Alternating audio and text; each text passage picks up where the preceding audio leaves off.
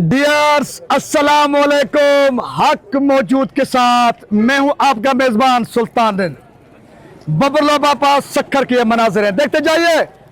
सिंध के लोग तो देख रहे हैं, वतनजीज पाकिस्तान के लोग, दुनिया भर के लोगों देखो, ये मनाजिर हैं बबरलो बापा सक्खर के, जहां पर गुज़िश्ता 3 दिनों से सिंध के वकला, सियासी समाजी वर्कर, छोटे हो या बड़े, हिंदू हो या मुस्लिम, सिख हो या मुसलमान, सिंधी हो या मुहाजिर, पंजाबी हो या पठान, मीर हो या पीर, फकीर हो, जिंदगी के किसी भी शोबे से, मसलक से, मजहब से ताल्लुक रखने वाले लोग 3 दिनों से यहां पर जमा हैं।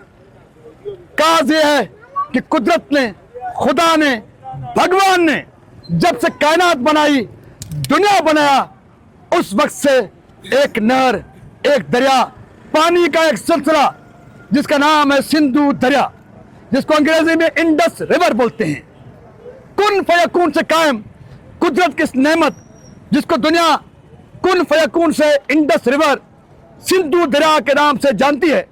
लेकिन वक्त एक मरहले में वहां पर जा पहुंचता है कि इसी धरती से, इसी सिंधु दरिया से पानी पीकर जिनकी नस्लों ने परवरिश पाई, लेकिन बड़ी बदकिस्मती के साथ वही इस सिंधु दरिया के सौदागर निकले, गद्दार निकले। लेकिन सिंधु दरिया ने जहां पर करोड़ों अरबों बच्चे लाखों हजारों साल में जन्मे हैं, अब भी सिंधु दरिया से वाबस्ता करोड़ों लोगों की जिंदगी और आने वाले अरबों लोगों की नस्लों और लोगों के मुस्तकबिल का सवाल हो, तो ऐसे में कुदरत की नेमत को कौन गिनवाने देगा। लेकिन जहां पर प्रोटेस्ट है, पूरा सिंध सरापा एहतजाज है, रंग, नस्ल, मजहब, जात पात सब पीछे होकर रह गए, तो वहां पर इन प्रोटेस्ट में हिस्सा लेने वाले सिंधु दरिया को, कुदरत के निजाम को बचाने के लिए जो लोग 3 दिन से धरना देकर बैठे हैं, दिन और रात यहां पर जागते हैं, यहां पर सोते हैं, उनके खुर्दनोश खाने पीने की चीजें, उनके राज के हवाले से मसीहाई किरदार सखी मर्द भी मैदान में मसरूफ है। न सिर्फ मसरूफ अमल खिदमत में, बल्कि बहुत बड़े जज्बे, अकीदत, एहतराम के साथ एहतजाज में, धरने में हिस्सा लेने वाले हजारों लाखों वकला, शागिर्द, तुलबा, मतलब जिंदगी के किसी भी शोबे से कोई ताल्लुक रखता है, इस प्रोटेस्ट में है, इस धरने में है, इस एहतजाज में है, जो एहतजाज कुदरत के निजाम को, सिंधु दरिया को बचाने के लिए है। दुनिया वालों, देखने वालों, ये जो आपको कैंप नजर आ रही है, ये कोई इस्तकबालिया कैंप नहीं है, नारों के लिए कैंप नहीं है, सरदारों, जागीरदारों, वजीरों, मशीरों के इस्तकबाल के लिए, उन पर फूल निछावर करने के लिए ये कैंप नहीं है, बल्कि ये कैंप वो कैंप है जहां पर रोजाना लाखों रुपए उड़ाए जाते हैं, एक जज्बे के तहत, एक सोच की तहत, और यहाँ पर हजारों लोगों को पानी पिलाया जाता है, जिसकी जो डिमांड होती है वो यहाँ पर मुफ्त में प्रोवाइड की जाती है। मकसद सिंपल है कि कुछ लोग, हजारों लोग, लाखों लोग जहाँ पर धरना देकर सिंधु दरिया के तहफ़्फ़ुज़ के लिए बैठे हुए हैं, वहां पर उनकी खिदमत के लिए यहाँ के सखी मर्द सिंधी भी जो सिंधु दरिया का पानी पीते हैं, वो उनके खिदमत में कोई कसर नहीं छोड़े। तो पप्पू मार और इस जैसे कई सैकड़ों लोग खिदमत में पेश होकर ये पैगाम दे रहे हैं कि सिंध के लोग अपने दरिया को बचाने के लिए सब अपने अपने हिस्से का किरदार अदा करेंगे, लेकिन सिंधु दरिया पर कब्जा, उसके पानी पर कब्जा और उसको, इसके पानी को बेचना किसी को नहीं देंगे। पप्पू मार कौन है? ये हीरो कौन है जो लोगों की खिदमत के लिए, सिंधु दरिया बचाने के लिए रोजाना लाखों रुपए लुटाता है। आइए पप्पू मार से मिलते हैं।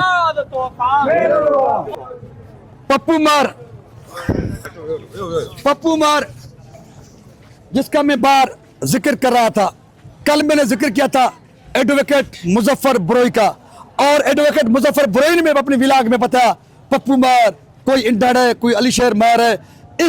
इन जैसे बहुत सारे लोग जो अपने पैसों की तिजोरियां खोल कर बैठे हैं, सिंधु दरिया को बचाने वाले जो सरफरोश यहाँ पर धरना देकर बैठे हैं, उनकी खिदमत के लिए पप्पू मार जैसे हीरोज अपने पैसों की तिजोरियां खोल कर बैठे हैं कि जितने दिन बैठो, जब तक बैठो, लाखों करोड़ लुटाए जाएंगे, लेकिन धरना देने वाले सिंधु दरिया के मुहाफिजों को अकेला नहीं छोड़ा जाएगा। पप्पू कुमार साहब, 1 रुपया भी प्यारा होता है, आप तो रोजाना लाखों रुपए लुटा रहे हैं, जज्बा क्या है? भाईजान, मां त हिकिड़ो नंढड़ो माण्हू आहियां। हे जेको असां कमु कयूं पिया, असां सिर्फ़ु इन जी शुरूआति कई आहे। मुंहिंजा भाइर, मुंहिंजा दोस्त हिते खोड़ बीठा आहिनि। जेकॾहिं तव्हां सचु पुछंदो, चोथों ॾींहुं असां जॾहिं शाम जो हिते आया हुआसीं, असां वटि कुल 30,000 बोतल पाणी जी हुई 12 बजे राति जो। 5-6 माण्हू हुयासीं। यकीन कयो, चोथों ॾींहुं आहे, असां वटि हिन महिल बि स्टॉक 50,000 बोतल खां मथे मौजूदु आहे। ऐं तव्हांजे साम्हूं गाॾी वञे थी जेका अंदरि पिंडाला में पाणी पुॼाए थी। हर चकर में 4 खां 5,000 बोतल असां उॾे था मोकिलियूं 40-45 मिंटनि जे वक़्फ़े सां। बाक़ी हिते संगत खे पाणी मिले थो। इहो मुंहिंजो कमु न आहे, ख़ैरात बि न आहे, फी सबील लाइ बि न आहे। फी सबील लाइ मां पंहिंजी फी जी ख़ैरात कंदुमि वञी। हे सिंध धरतीअ जो असांजे मथां कर्ज़ आहे। मां 3-4 ॾींहं खां हिकिड़ो जुमिलो चवां थो, असां सभु इंसान माउ जे पेट मां उगाड़ा पैदा थींदा आहियूं। हे कपिड़ा बि असांखे हिन सिंध धरतीअ जा आहिनि। असां हिन महिल 59 साल उमिरि आहे मुंहिंजी। 47 खां वठी 2025 ताईं असांजे हुक्मराननि, असांजी जेके मर्कज़ जूं पार्टियूं आहिनि, उन्हनि एॾा वॾा सिंध जे मुफ़ादनि जा गैर मुनासिब क़ानूनी मनसूबा जोड़िया। असां सिंधी क़ौम बर्दाश्त कंदा आयासीं। कहिड़े जुमिले ते? सिंधी अणपढ़ियल आहे, सिंधीअ खे ख़बर न आहे। चलो बाबा, असां अणपढ़ियल 78 साल असां हिन मुल्क खे कुला ॾींदा, मुल्क जे सॼे माहौल खे पालींदा, हिन मंज़िल ते अची पुॻासीं। हींअर ही धरणो कराचीअ जा वकिला, जंहिंमें Karachi bar council, Malir bar council, high court bar council, उहो क्रीम आहे असांजो, जंहिंखे घटि में घटि असांजा दुश्मन जेके 78 साल असांखे अणपढ़ियो चवंदा आया आहिनि, उहे अणपढ़ियो नथा चई सघनि। उन्हनि जी महिनत इहा आहे। अच्छा, उन में हर मकतबे फ़िक्र जो माण्हू आहे। उर्दू, पठान, पंजाबी, बलोच, ईसाई, हिंदू, हर ॿोली, हर मज़हब वारो वकील मुंहिंजो भाउ हिते सुतो पियो आहे हिन धरणे में। उन्हनि हिन मामले ते 2-2.5 महीना स्टडी कई आहे त यार हे मनसूबो जेको हिननि हाणे पेश कयो आहे, इहो असांजी धरतीअ खे सिर्फ़ु तबाह करण लाइ न कयो अथऊं। हिन काइनात जे खिते में जेका सिंधी क़ौम ऐं सिंध दरिया ऐं सिंध सूबो क़ाइमु आहे, इन खे ख़तमु करण लाइ आंदो अथऊं त जीअं असांजो वजूद हिन काइनात मां ख़तमु थी वञे। कराचीअ जी पैदाइश जा वकील सॼी ज़िंदगी कराची में पढ़िया, जंहिं बबुलो ॾिठो ई न हुयो, उनजो मथो ख़राबु थियो आहे जो 3-4 ॾींहं कोठी बबुले ते हेठि धरतीअ ते सुतो पियो आहे, पाणीअ जो गिलास हुनखे नथो मिले। इहा आहे सिंध धरतीअ जी माउ जी गैरत, माउ जी थञ, जेके उहे मल्हाइनि था। उन खां पोइ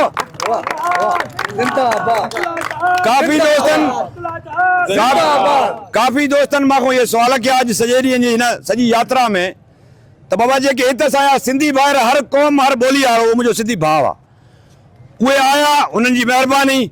जेके न आया आहिनि उन्हनि जो छा थींदो? मां उन्हनि दोस्तनि खे चयो, बाबा असां सिंध दरिया जो पाणी पीतो आहे न, असां थोरा ईअं सुस्त आहियूं। गैरत जॾहिं ईंदी आहे त कुंवारी कढी निकिरंदा आहियूं, गोॾ बदल हूंदी आहे।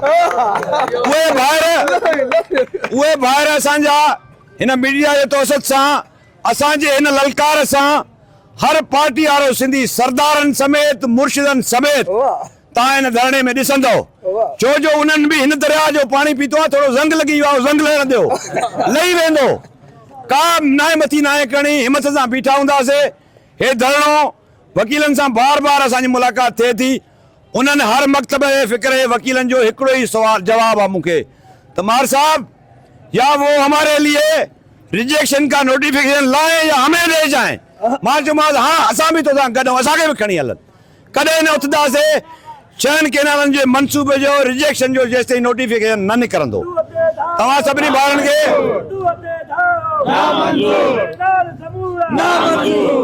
अदा जे हिन चैनल जे तौसत सां मां उर्दू मीडिया जे दोस्तनि खे बि रिक्वेस्ट कई आहे, सभिनी खे वरी बि कंदुसि।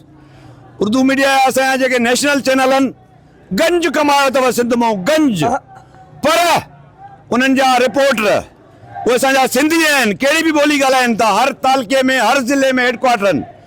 तव्हां असांजूं ख़बरूं मोकिलियो था, तव्हांजा मर्कज़ी इदारा नथा शाया करनि, तव्हां गैरत में अची एतिरो चओ त अॻियां ताईं तव्हांजो असां ख़बरूं न हलाईंदासीं।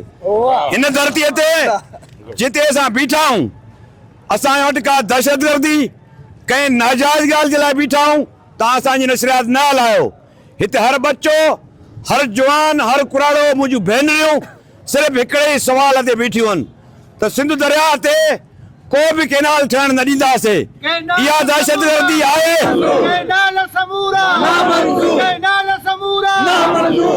जेकॾहिं असां सभु सिंधी, हर ॿोली वारो सिंधी, हर मकतब फ़िक्र वारो सिंधी उनजो इहो मुतालबो ग़लति आहे, मां उर्दू मीडिया वारनि दोस्तनि खे चवां थो, तव्हां न हलायो। पर जेकॾहिं तव्हांजो ज़मीर ऐं तव्हां ज़िंदा आहियो, पीउ जा पुट आहियो, तो ये सच्चाई दुनिया के ॾेखारियो तो सिंधी क़ौम हीअं भी करे सकती है। बड़ी मेहरबानी। सो कोई किसी से कम नहीं, कोई पीछे नहीं, क्योंकि मामला है सिंधु दरिया के मुस्तकबिल का और उसके पानी का। जब सिंधु दरिया का गजगोड़, उसका बहता पानी नहीं बहेगा तो फिर कुछ नहीं रहेगा। जब हमारे यहाँ कुछ नहीं रहेगा तो फिर किसी के लिए कुछ रहने नहीं दिया जाएगा। फैसला क्लियर है, मामला क्लियर है, मामला साफ है। अब ताकतवरों को तय करना है कि उन्हें क्या चाहिए। सब कुछ डुबा देना चाहते हैं या अपने लिए औरों के लिए कुछ छोड़ना चाहते हैं। औरों के लिए कुछ छोड़ना चाहते हैं, अपने लिए भी कुछ रहना चाहते हैं, तो फिर उनको पीछे हटना पड़ेगा। बाकी कौम जाग उठी है, हर मैदान में अपने हिस्से का किरदार अदा करें। सो सिंध सलामत, साथ सलामत, पाकिस्तान जिंदाबाद, सिंधु दरिया ता क़यामत जिंदाबाद। मेहरबानी।